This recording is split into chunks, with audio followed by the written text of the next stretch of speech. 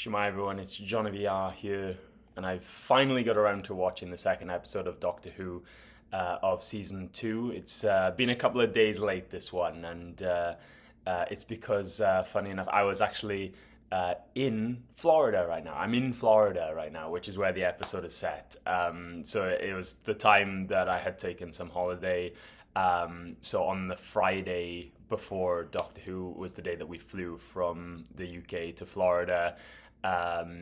So we were absolutely shattered, and then on top of that started a few days. So we're here, as you know, we have like lots of vlogs on this channel of like Disneyland, Disney World, and otherwise. So we were in Universal for these few days, and I was in Epic Universe. We were in Epic Universe. So these videos will come on this channel very soon, vlogs of our days there. So do stick around for those.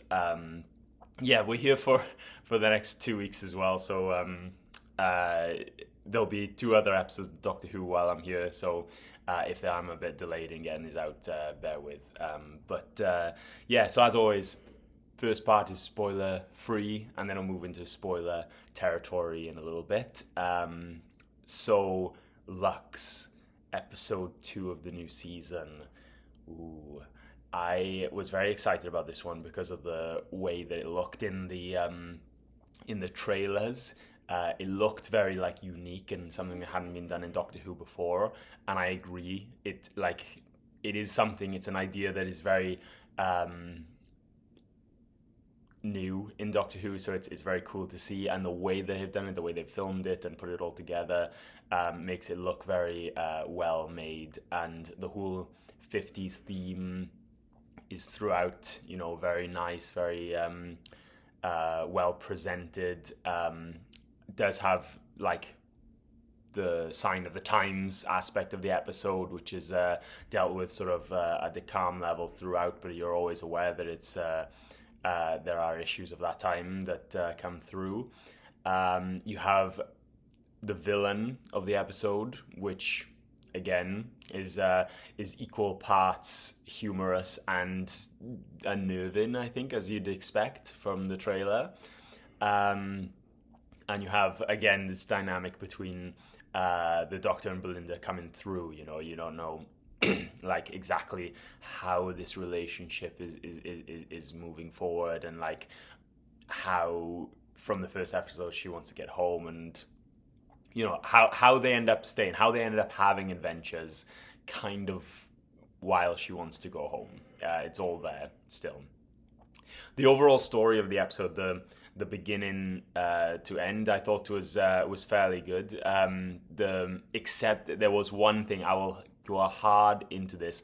There is sort of a middle section that, for me personally, I was not that much into it. I think that it's like the idea of the episode is really interesting and really cool. I think it tries to go too hard into the idea. I didn't think it was necessary. I think it was a good enough idea as it was, that in the middle section they went, in my opinion, they went too hard into the idea, and it kind of felt a bit like, it depends how you look at it, but I just think that it wasn't necessary, I think it could have been done in a totally different way, wouldn't have impacted the episode at all. It just kind of, yeah, more on that in the spoiler section.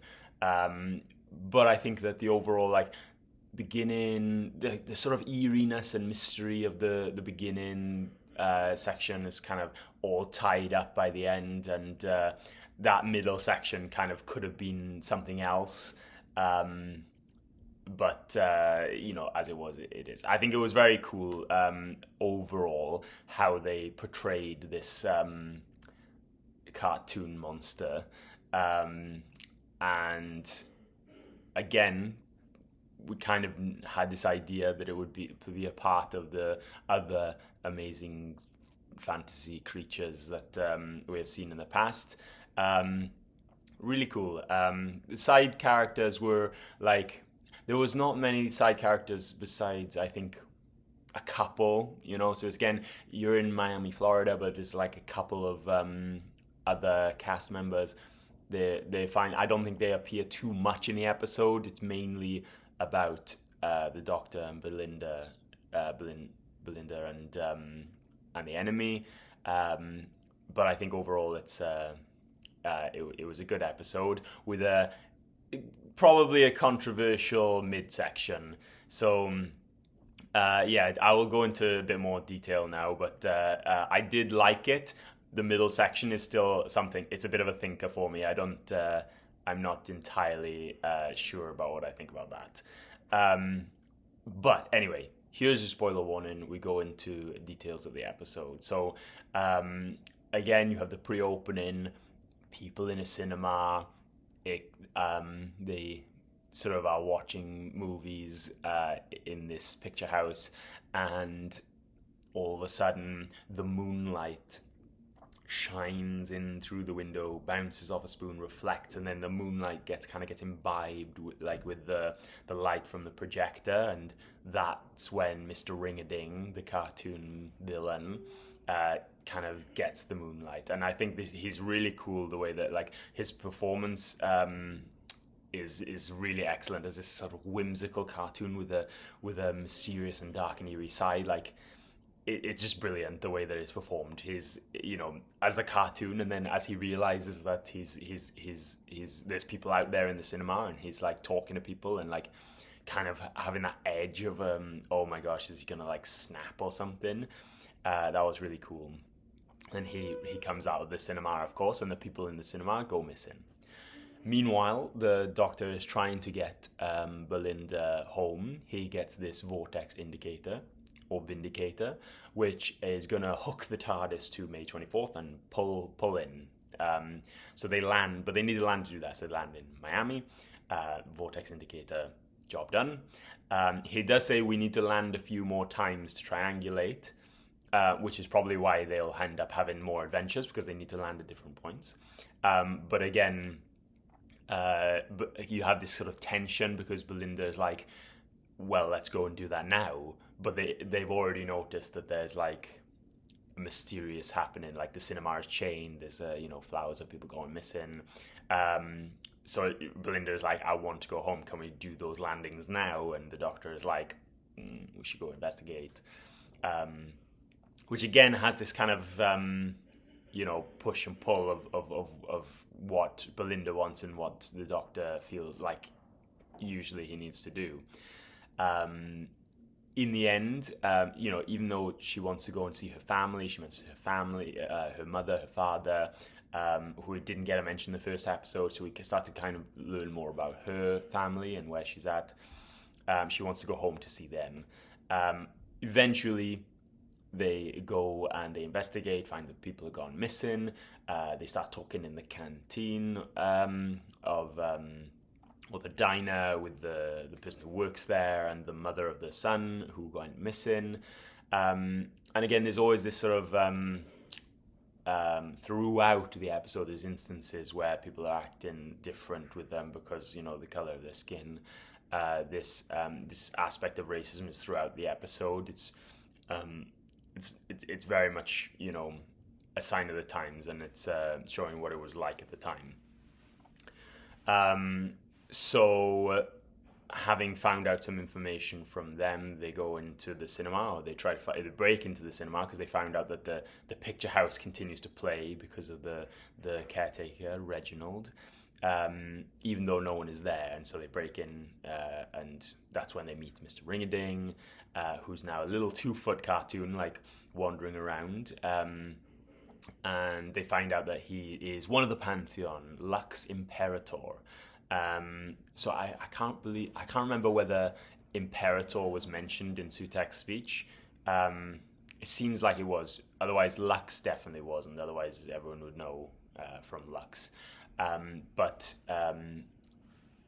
then it's understood that he's the god of light. It dazzles the Pantheon. I thought that was pretty cool. And then he starts to explain about this to Belinda, about these gods, and that the games are deadly, this kind of thing. They find Reginald, who explains his backstory, why he's there, the fact that Ring-a-Ding is feeding off the light, and it pleases him, the light. coming from the cinema, and then so basically that's why he's there, because Mr. Ringling lets Reginald see his old love, and then give chase. The Mr. Ringling wants to come after the Doctor and Belinda, and then he traps them in a cartoon. Now, I thought this was very funny. I thought this was really cool, how they made a cartoon of the Doctor and Belinda, and then gradually, like, they become cartoons as well. Like, so the way they speak, the way they act, it is very much over the top acting, which I think was a nice touch. And then I thought it was funny, like, how as they get more depth to their character, like sadness or like emotion, they get more depth in the cartoon, so they start to become more 3D. So this, again, it gives a nice chance for Belinda to chat with the Doctor, and the Doctor to start saying more about his story to Belinda, about how his family is gone, his planet is gone, he's the last of the Time Lords. Gradually they get 3D, and then at one point they're back as the actors against the cartoon backdrop. All of this is like really nicely filmed, and then they start to break the fourth wall, start to wonder about how they should get through the film. So they start doing this, like I am right now, like which I thought was, again, really cool. Until the film runs out, and they're like, okay, now we need to, scrolling does nothing, we need to go like out into the screen. Now at this point I was like, okay, it's happening, they're going to jump out of a TV. This was one of the rumors that had been going on around, and this is where it gets like to that middle section that I was like, okay, this is not I don't know, because they push out, they jump out of a TV. Again, really cool. In a sense, it's a fine idea, but then they jump out and they find literally 3 Doctor Who fans who are watching Doctor Who, which is the show that they're on, and they're wearing like Tom Baker scarves and like T-shirts, and like they have collections of Doctor Who DVDs in the background. Like, so it's like, okay, are they doing this for good? That the Doctor is in like a TV show and this is the real world, or not? Then they have like this whole bit about the Doctor interacting with the fans, and I thought this was like really not, like, it wasn't the best. I think it depends how you look at it. So on the one hand, like, the way they present. Sorry, we're occupied. Thank you. Sorry, someone is knocking at the door of our hotel room. What I was saying, yes, the portrayal of the Doctor Who fans. I was like, okay, is this the stance that Doctor Who is going to show of its fans? Like, is this the portrayal is this the way that Doctor Who sees the Doctor Who fans? And I didn't think it was the most favorable, I mean, like, they made this point of the fans saying like, oh yeah, we know that we're annoying, and I was like, I don't, why they presented like this, like, on the one hand, I feel like, okay, like, why do they present like this? Why do they choose this as the portrayal? Because for me, if there's a Doctor Who fan, like, I'm a Doctor Who fan, I could talk for hours about Doctor Who. And if you're a Doctor Who fan, you can talk for me for hours about Doctor Who. Like, and we'll get along amazingly. For us, that's not like annoying. That's like we have something in common and it's something we like. So for me, it's like, why is the stereotype kind of Doctor Who fans being annoying, and why they don't present it as like the problem of why somebody else sees them as annoying? Because for me, you're not annoying, you're just talking to me about something that you like and I like. On the other hand, you can look at it in the way that, okay, it is trying to be a bit like meta and like see Like if you can take that as like, oh yeah, this is just a joke, you know, a laugh, and you're fine and you pass on, fine. Yeah, because it's either you see it as a joke or you see it the other way. I kind of like, I'm torn. I kind of lean towards this way of, why didn't they present Doctor Who fans as like, you know, good? Like I feel like so many like movies and shows say like, oh, we've got the best fans in the world.